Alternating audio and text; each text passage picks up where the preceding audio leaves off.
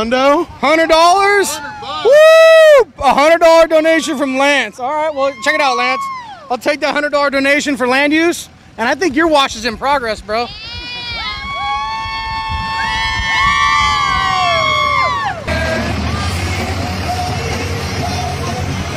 Well, I think I'm getting what I paid for. I think I'm getting a special wash because I don't think everyone else is getting this for 20 bucks. But hey, good thing my wife's in the truck.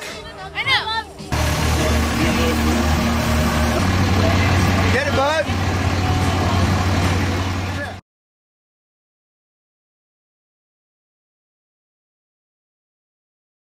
How do you follow up bikini car wash with fuel cells? I'm not sure, but I'm going to give it my best shot.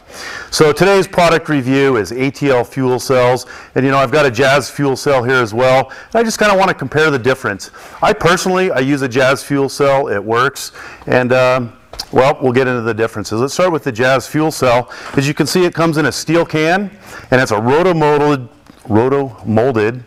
polypropylene, I guess, gas can is really the best way you could think of this. So yes, it's a fuel container, but I like to think of it more as a gas can. And the reason for that is, and you'll see when we get into the ATL product, is that the ATL is housed in an aluminum can, and the real difference, and where all the technology comes into play, is our fuel bladder.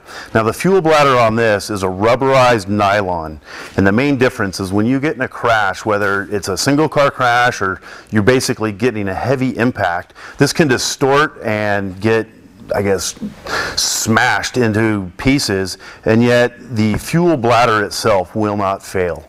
It is resistant to rips, tears, it won't rupture, and it's staying in one piece, which is keeping your fuel inside. And that really is the main difference. While this is a fuel can and it's going to carry your fuel safely, if you get in a heavy impact, the likelihood that the seams split where this is roto-molded is pretty good. And of course, fuel in an accident spilled everywhere is a pretty dangerous situation.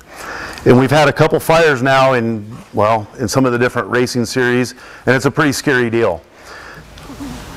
Cost is obviously the big issue, and why most people are running these, myself included.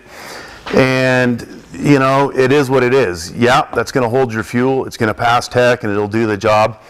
But you got to look at what can happen, and that's wrecking. And when you wreck, again, it really goes back to this thing's you can smash it into a little ball, you can flatten it. The integrity is going to maintain, I guess, its shape without spilling the fuel. And that's what it really comes down to. It's keeping the fuel contained inside of the fuel cell